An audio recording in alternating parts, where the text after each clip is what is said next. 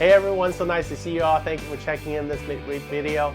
Today, a new president and vice president are sworn into office, and a new administration is put in place.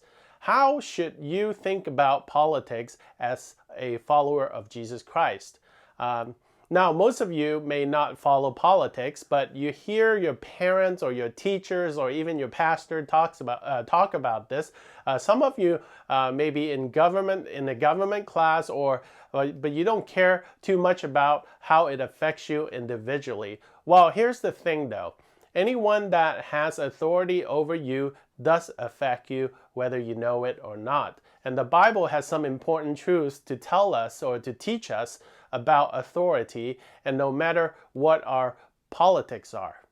First is pray for the leaders you like and you don't like. God asks all of us to do one simple but challenging thing, and that is pray for our leaders, pray for people that make decisions that affect your life. 1 Timothy chapter 2 verses 1 and 2 says this, I urge you, first of all, to pray for all people, ask God to help them, intercede on their behalf, and give thanks for them.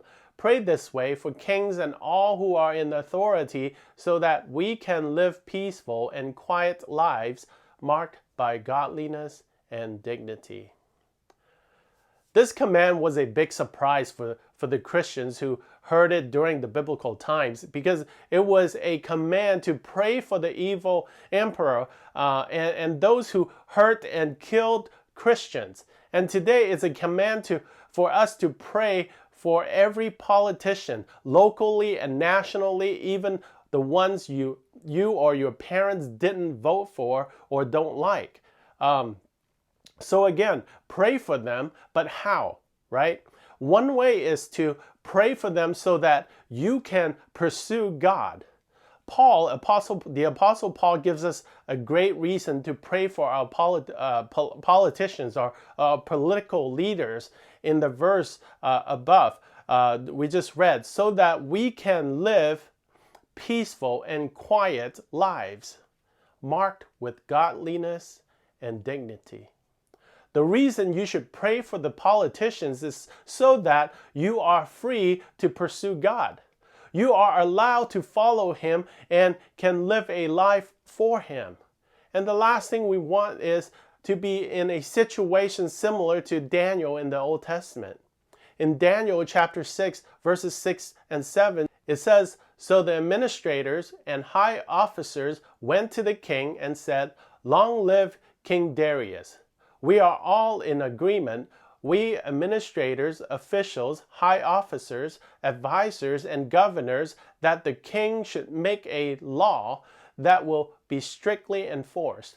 Give orders that for the next 30 days, any person who prays to anyone divine or human except to you, your majesty, will be thrown into the den of lions. So Daniel wasn't allowed to pray to God, but he decided to do it anyway because God wanted him to. God wants all of us to pray to Him. Because of this, he was thrown into the lion's den.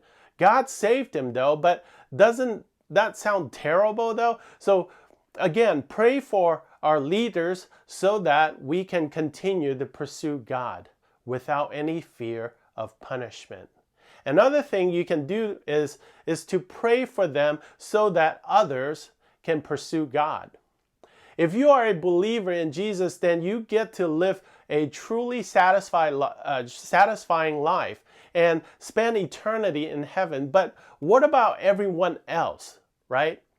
Do you want your friends, your teachers, your family to be able to spend eternity forever with God as well? The only way they can do that is if they learn about Jesus and trust in Him, and be able to freely talk about Jesus with them certainly helps. In fact, people are working together to live a life that honors God, and society will benefit. Jeremiah chapter 29 verse 7 says this, and work for the peace and prosperity of the city where I sent you into exile. Pray to the Lord for it, for His welfare will determine your welfare. You see, God placed you where you are, whether it is school you are at, or the neighborhood you live in, or the activities you are a part of, for the good of the people around you. A city or a nation should be a better place because of the Christians who live there. And when this happens, it gives God glory. So pray for the government and for leaders. Through you and your prayer, God can change the world, and He will change the world.